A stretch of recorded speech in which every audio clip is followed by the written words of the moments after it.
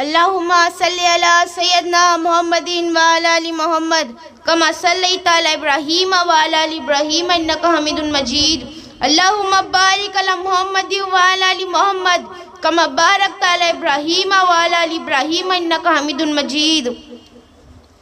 ناد علیم مظہر العجائب تجدہ عون لکا فی النوائب کل ہم و غم سینجلی بے عظمتی کا یا اللہ، بے نبوتی کا یا محمد، بے ولایت کا یا علی او یا علی او یا علی او.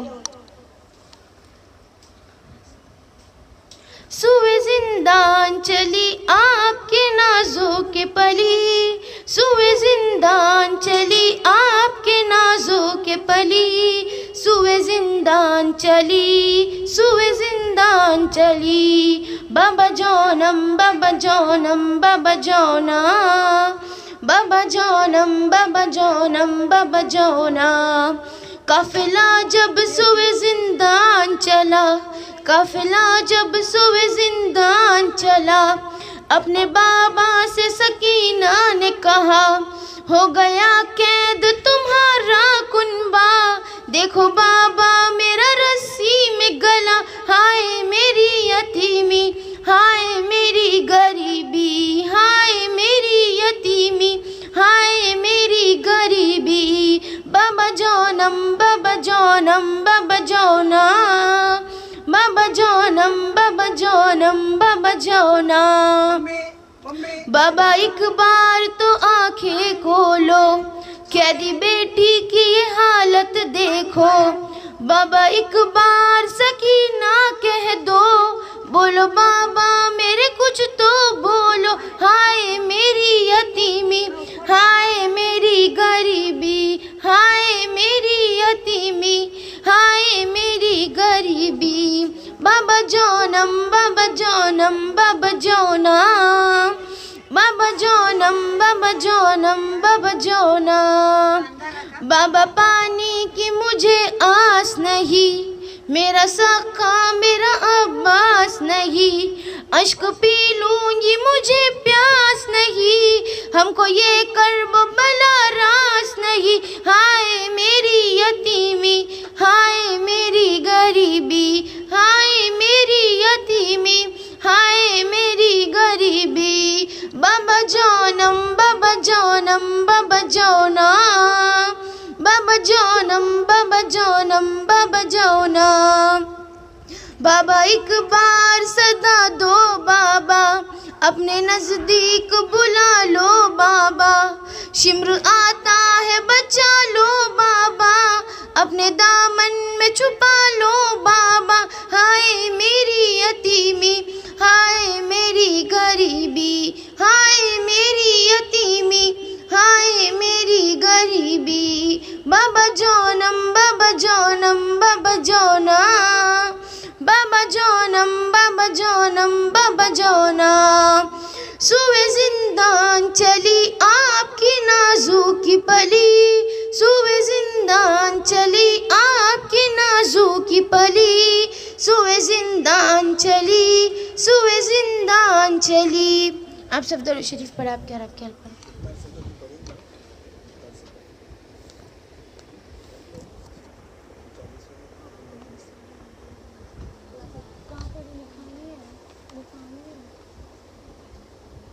اتنا لکھی میں نے مختار ثقفی کا یہاں پہ. جب کربلا ہوئی تو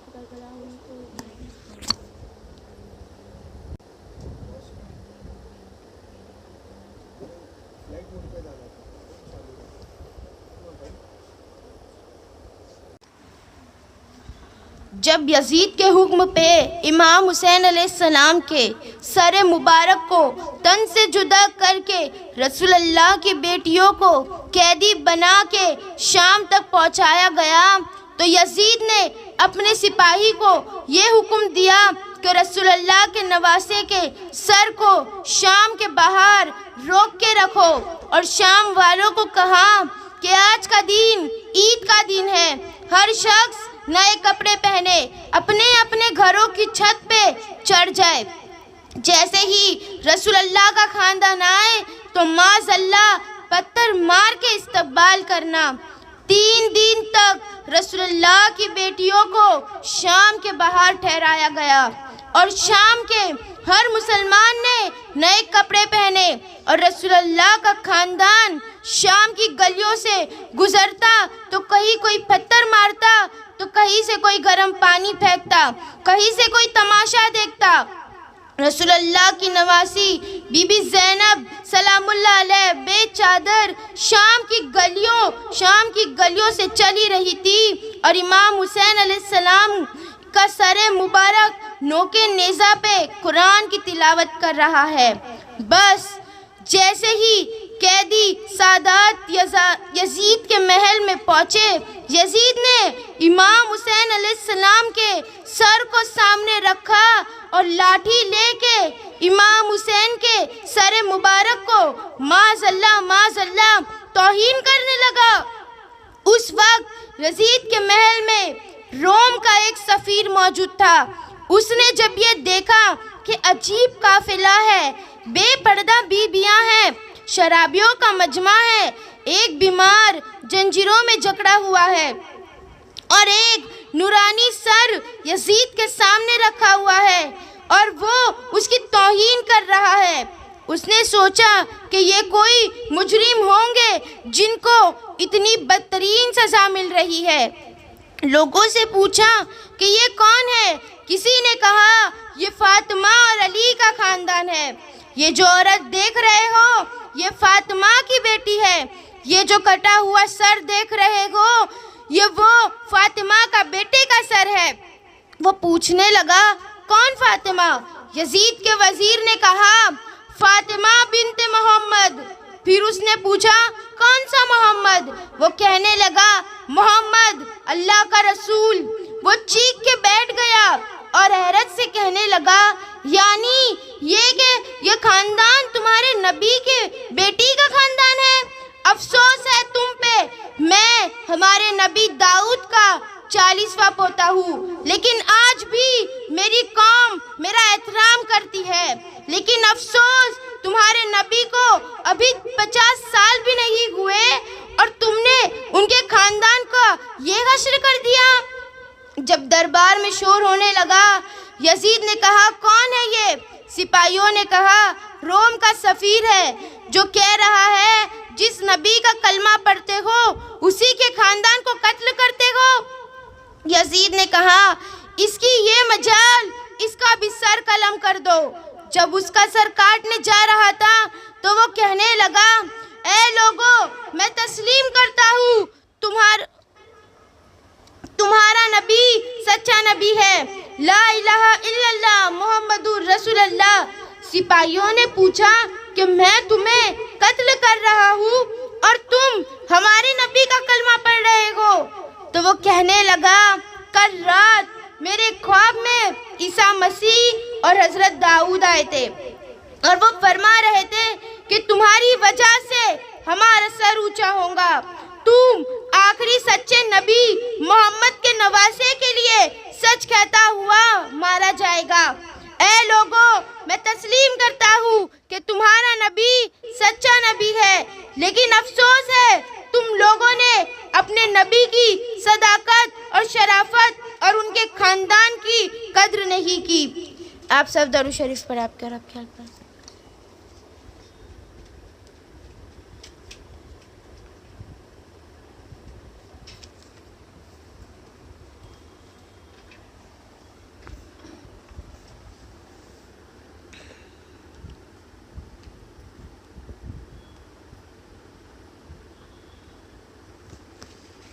امام حسین کی شہادت کے بعد یزید نے یہ حکم نافذ کروایا کہ اولاد رسول کے جوانوں کے لہو سے ان کے تن سے سر کاٹ کے اور گھوڑوں کے ان کے تن سے سر جدا کر دو اور ان کی لاشوں پر گھوڑے دوڑاؤ، اور اللہ اور رسول اللہ کی نواسیوں اور ان کے بیٹیوں، ان کے خاندان کو، ان کی عورتوں کو بے پردہ کر کے ان کے جوانوں کے تن سے جدا ہوئے سر مبارک کے ساتھ میرے شہر شام لے کے آؤ۔ میرے دربار لے کے آؤ، دنیا کو بتاؤ میں نے اس خاندان کا کیا حشر کیا، ان کے جوانوں کو مار دیا، ان کی عورتوں کو بے عزت کر دیا، بس آل رسول کو قیدی کر دیا۔ تن سے جدا ہوئے سر مبارک کے ساتھ رسول اللہ کی نواسیاں بازاروں میں بدنام گلیوں سے گزر کر جب شام تک پہنچے تو یزید نے یہ پیغام پہنچایا، رسول اللہ کے خاندان کو شہر سے باہر ٹھہراؤ، پہلے میں اپنا شہر شام کو سجا لوں۔ تاریخ میں لکھا ہے کہ یزید نے تمام لوگوں کو یہ حکم دیا کہ جیسے عید کے دن نئے کپڑے پہنتے ہو ویسے ہی نئے کپڑے پہنو۔ شہر کی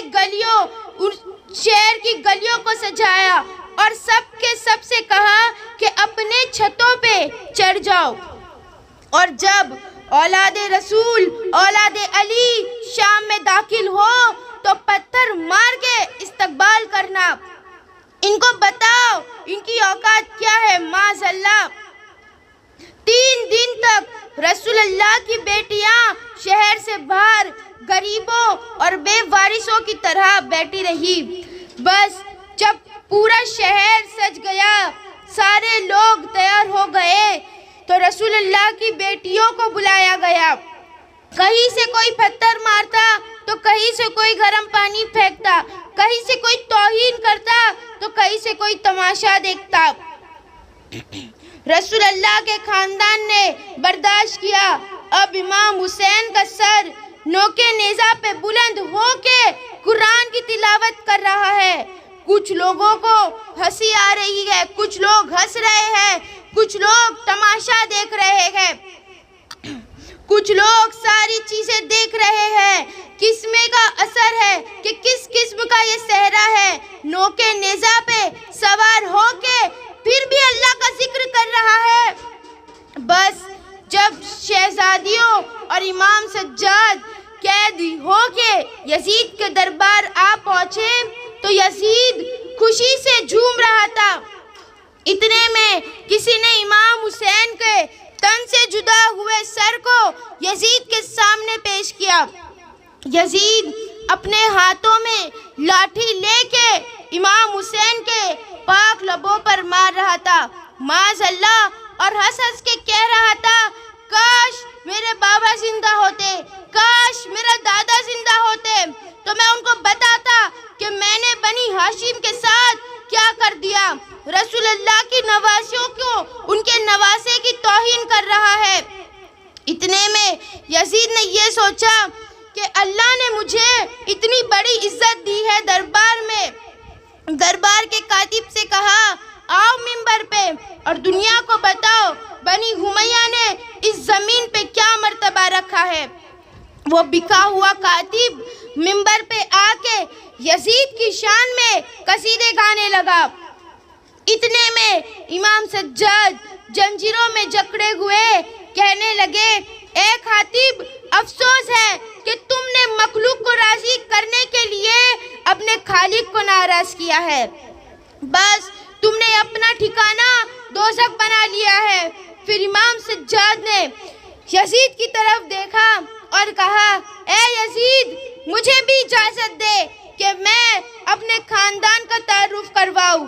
تو لوگوں نے کہا کہ یزید یہ بیمار قیدی ہے جو اپنی بہنوں بیٹیوں کے ساتھ رسوا قید ہے، یہ تمہارے سامنے کیا ہی کہے گا، اسے بھی اجازت دے دو۔ بس یزید نے ان کو اجازت دے دی۔ یزید تکبر کے نشے میں کہنے لگا، آؤ اپنا تعارف کرواؤ۔ امام سجاد زنجیروں میں جکڑے ہوئے منبر پہ آتے ہیں۔ اب سب درود شریف پڑھ آپ کے اور آپ کے الفاظ۔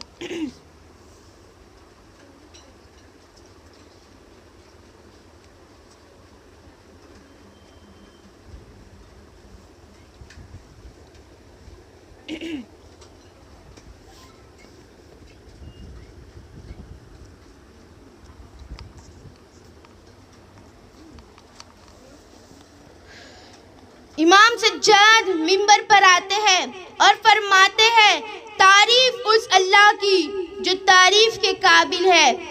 اے لوگوں، اللہ نے ہم پہ 6 چیزوں کو عطا فرمایا اور 7 چیزیں ہم سے بہادری حاصل ہے، اور 6 چیزیں یہ ہے کہ علم و حکمت، علم و بردباری، جود و سخا، وضاحت و بلاغت، شجاعت و بہادری، اور مومنوں کے دلوں میں محبت و مودت۔ اور ہماری 7 فضیلتیں یہ ہے کہ اللہ کا رسول حضرت محمد مصطفیٰ صلی اللہ علیہ وسلم سے یہ ہے کہ میں ان سے ہوں،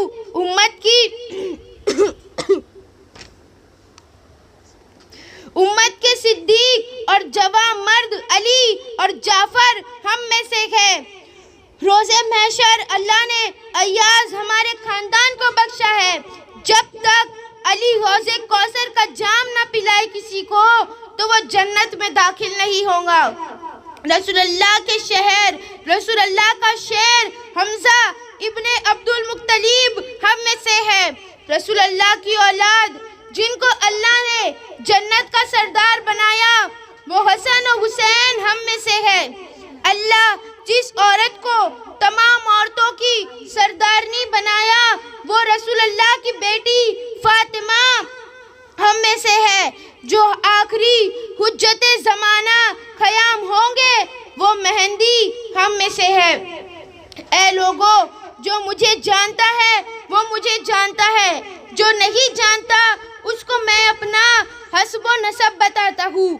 میں مکہ و مینا کا فرزند ہوں، میں زمزم و صفا کا فرزند ہوں، میں اس کا فرزند ہوں جس نے اپنے ابا سے حجر اسود کو اٹھایا اور خانہ کعبے کی دیوار پہ لگایا۔ میں اس کا فرزند ہوں جس کو اللہ نے معراج پہ بلایا۔ اے لوگو، میں اس محمد کا فرزند ہوں جس کو اللہ نے تمام نبیوں پہ فضیلت بخشی۔ میں اس کا فرزند ہوں جس پہ اللہ کے رسول پہ فرشتے بھی درود بھیجتے ہیں۔ میں اس کا فرزند ہوں۔ میں اس کا فرزند ہوں جو خدا کی وحی کے سوا کبھی بولتا نہ تھا۔ میں اس محمد مصطفیٰ کا فرزند ہوں۔ میں علی مرتضیٰ کا فرزند ہوں۔ میں وہ علی جس کی وجہ سے کافروں نے کلمہ پڑھا۔ میں اس فاطمہ کا بیٹا ہوں کہ جب وہ دربار آتی تو اللہ کے رسول اللہ خود کھڑے ہو کے تعظیم کیا کرتے۔ میں حسن و حسین کا فرزند ہوں۔ میں جن کو اللہ کے رسول اپنے کاندھوں پہ سوار کر کے دنیا کو بتایا کرتے تھے کہ میں ان سے ہوں اور یہ مجھ سے ہے۔ میں عرض رسالت میں کچھ نہیں مانگتا سوائے اس کے کہ میری اولاد سے محبت کرو۔ میں اس تن سے جدا ہوئے کٹے ہوئے سر مبارک کا وارث ہوں۔ میں اس خون میں رنگین کفن کا وارث ہوں۔ اس غریب کا بیٹا ہوں جس کو 3 دن بھوکا پیاسا رکھ کے کربلا کی زمین پہ قتل کیا گیا۔ میں اس غریب کا بیٹا ہوں جس پر نماز میں حملہ کیا گیا۔ میں اس کا فرزند ہوں جس کے سر سے امامہ اتار کر سر کو کاٹا گیا۔ میں اس بلند سر کا فرزند ہوں جس کے سر کو نوکے نیزہ پہ بلند کیا گیا۔ میں اس غریب کا بیٹا ہوں جس کی لاش پہ گھوڑے دوڑائے گئے۔ میں رسول اللہ کی بیٹیوں کا وارث ہوں جن کو قیدی بنا کے تمہارے سامنے لایا گیا۔ بس بات جب یہاں تک پہنچی لوگ رونے لگے، سر پیٹنے لگے کہ یہ کیا ہو گیا، یہ کیا ظلم ہو گیا۔ یزید نے دیکھا کہ کہیں کوئی بغاوت نہ ہو جائے، اپنے وزیر سے کہا جاؤ اذان دو۔ اتنے میں وزیر نے اذان دی۔ جیسے ہی اللہ اکبر کی صدا بلند ہوئی، امام سجاد نے کہا اللہ سے بڑھ کر کوئی چیز نہیں، اللہ سے بڑھ کر کوئی چیز بزرگ و بہتر نہیں۔ اذان دینے والے نے کہا اشہد ان لا الہ، کہا امام سجاد نے رو کے کہا بے شک اللہ کے سوا کوئی خدا نہیں اور اس کی گواہی ہم نے خون سے دی ہے۔ رسول اللہ کی نواسیوں نے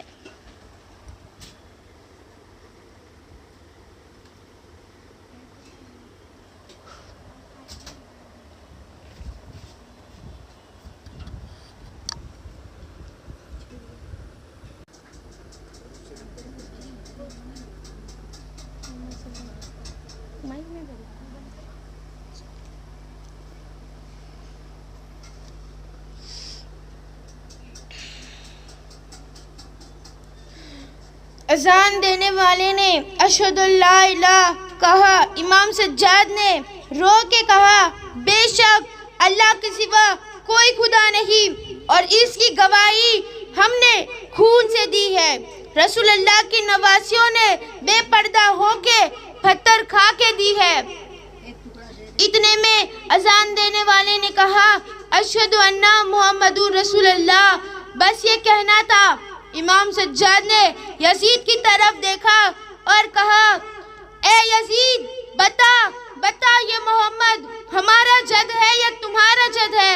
یہ محمد اس کٹے ہوئے سر کے لب چومتا تھا، یہ حسین کو اپنے کاندھے پہ سوار کرتا تھا، جس کا سر تم نے کاٹا ہے اسی محمد کی بیٹیوں کو بے پردہ کر کے بازاروں میں پھرایا ہے، اسی محمد کا خون میری رگوں میں بہتا ہے، اسی محمد کا خون اس کٹے ہوئے سر سے آج بھی بہتا ہے۔ بس لوگوں کے ذہنوں میں بغاوت نے جام لے لیا۔ یزید نے کہا جاؤ اس حسین کی بیٹی علی کو قید کر لو اور ان کی عورتوں کو قید خانے میں ڈال دو، اور رسول اللہ کے خاندان کو دربار سے لے کے قید خانے کے اندھیرے میں ڈال دیا گیا۔ اور امام سجاد کے خطبوں کا یہ اثر ہوا کہ اس دن سے لے کے آج تک ہر نیک انسان یزید ظالم سے نفرت کرتا ہے اور حسین مولا حسین سے پیار کرتا ہے۔ آپ سب درود شریف پر آپ کے رب پر۔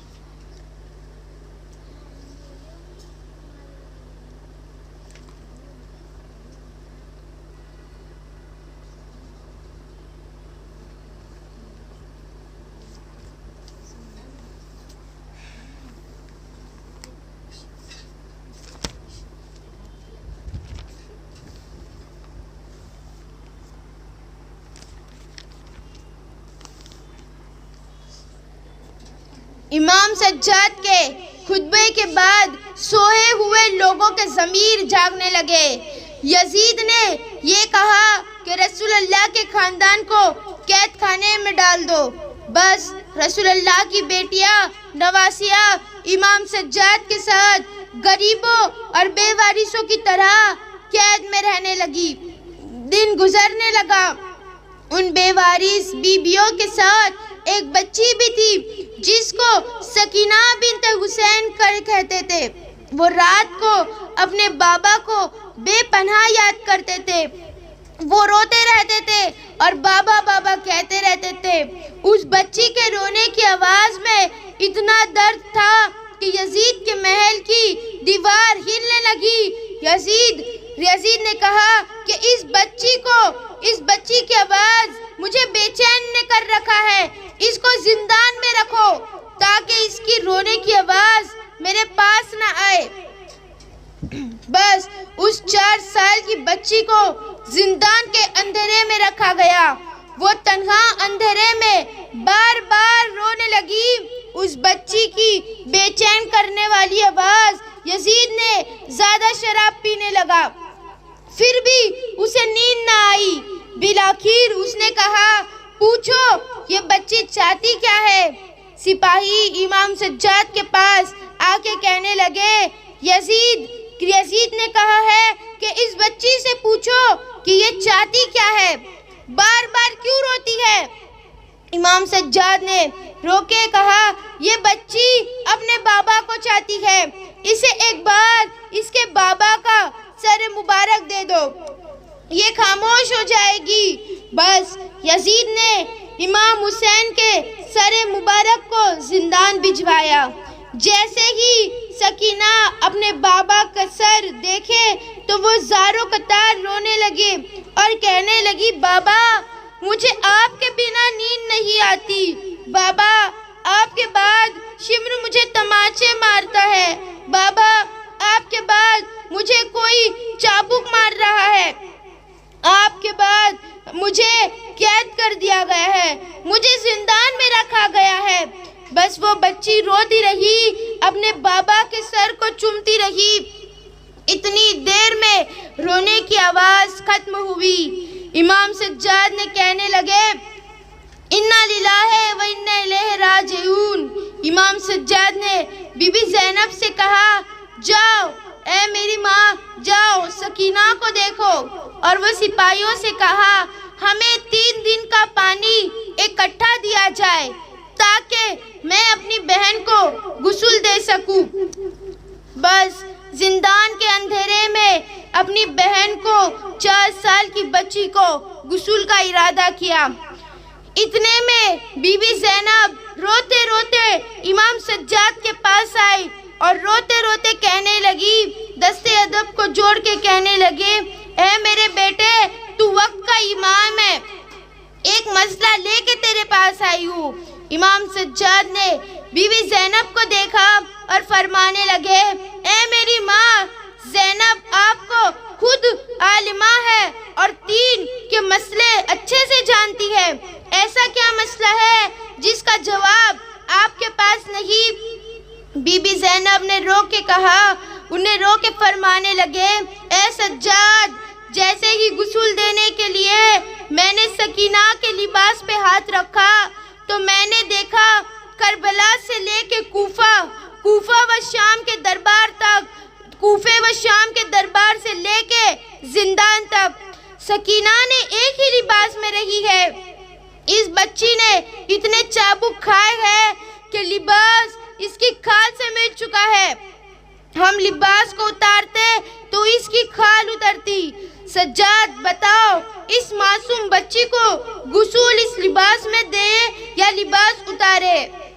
इमाम सज्जाद खून के आंसू रोने लगे और फरमाने लगे, ए मेरी माँ, अल्लाह की मर्जी है कि सकीना को इसी लिबास के साथ तकफीन किया जाए ताकि रोज़े महशर अपने नाना के पास इसी हाल में पहुँचे और कहे कि उनकी उम्मत उनकी बेटी के साथ क्या किया। बस इमाम सज्जाद ने उस कैद खाने में उस मासूम बच्ची को दफन किया। सलाम हो मासूम सकीना बिनते हुसैन पर, सलाम हो 4 साल की मासूम पर। आप सब दरूद शरीफ पर आपके और आपके अहल पर।